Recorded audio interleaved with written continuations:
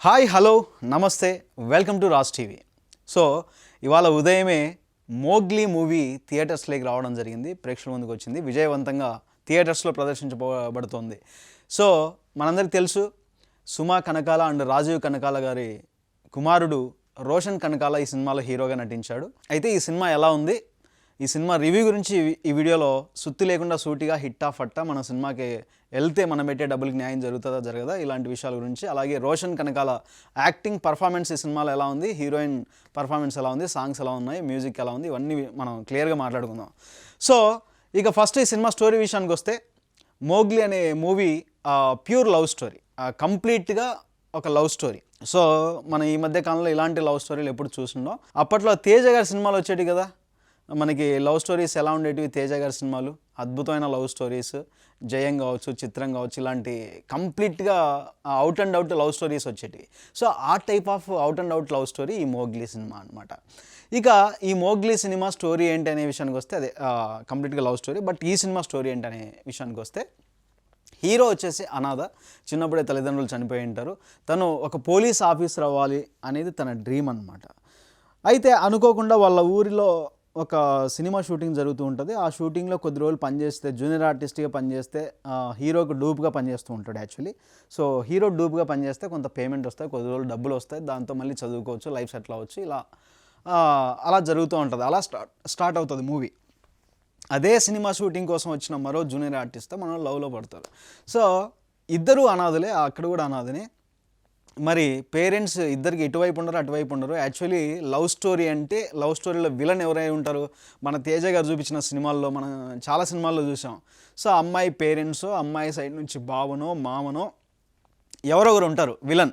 But ఈ సినిమాలో ఏంటంటే ఇద్దరు అనాథలైనప్పటికీ ఒక విలన్ ఉంటాడు. మరి ఆ విలన్ ఎలా వచ్చారో, ఆ విలన్ ఎవరు, సో వీళ్ళ ప్రేమకి ఎలా అడ్డుపడతారు, వీళ్ళిద్దరు ప్రేమని ఎలా వీళ్ళు గెలిపించుకుంటారు, వీళ్ళిద్దరు ఫైనల్గా ఎలా ఒకటవుతారు, ఇలాంటి విషయాలన్నీ తెలియాలంటే మనం ఈ మోగ్లీ సినిమా చూడాల్సిందే. ఇక ఈ మోగ్లీ సినిమా మన రోషన్ కనకాల పర్ఫార్మెన్స్ ఎలా ఉందంటే, రోషన్ పర్ఫార్మెన్స్ క్యారెక్టర్ తగ్గట్టుగా, ఆ స్టోరీకి తగ్గట్టుగా చాలా సెటిల్డ్గా చాలా బాగా చేశాడు. పర్ఫార్మెన్స్ అయితే బాగుంది, అండ్ హీరోయిన్ పర్ఫార్మెన్స్ కూడా బాగుంది. ఇక నెక్స్ట్ సాంగ్స్ విషయానికి వస్తే, ఒక 2-3 సాంగ్స్ అయితే చాలా బాగున్నాయి. అందులో ఎస్పెషలీ సయ్యారే అనే సాంగ్ మీరు వినే ఉంటారు. సయ్యారే అనే సాంగ్ చాలా బాగుంది సాంగ్. సో ఒక 2 సాంగ్స్ అయితే లవ్ సాంగ్స్ చాలా బాగున్నాయి, అది మ్యూజిక్ సంబంధించి. ఇక ఆర్ఆర్ కూడా సందర్భాన్ని బట్టి అక్కడక్కడ చాలా బాగుంది. అండ్ ఓవరాల్గా ఈ సినిమా ఎలా అనిపించింది అనే విషయానికి వస్తే, సినిమా అంతా కూడా డిఫరెంట్గా, అదే లవ్ స్టోరీ ఒక కోణంలో స్టార్ట్ అవుతుంది. మనం లవ్ స్టోరీ అని అనుకోం, బట్ సినిమా కొంచెం ముందుకెళ్ళాక ఓహో ఇది ప్యూర్ లవ్ స్టోరీ ఏమో అని మనకి ఆ సెన్స్ అయితే అర్థమవుతుంది. తర్వాత అనుకున్నట్టుగానే pure love story.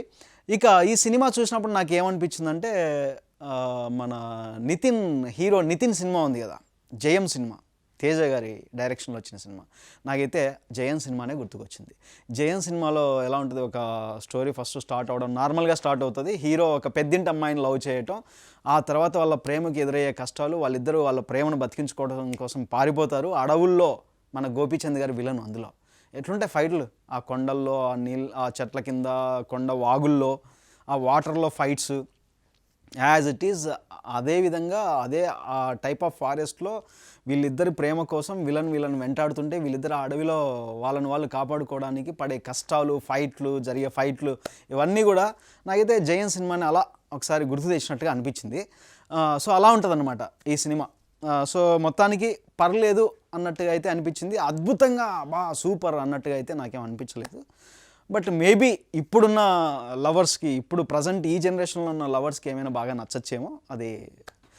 But as a common ఆడియన్గా నేను చెప్పేది ఏంటంటే, నాకు పర్లేదు అనిపించింది. అదనమాట సినిమా గురించి. ఇక సందీప్ రాజ్ ఎక్కడ కూడా ఏమంటారు, బోరింగ్ పాయింట్స్ లేకుండా, గ్యాప్ లేకుండా సినిమాని టైట్గా మంచి స్క్రీన్ ప్లేతో తీసుకెళ్ళాడు.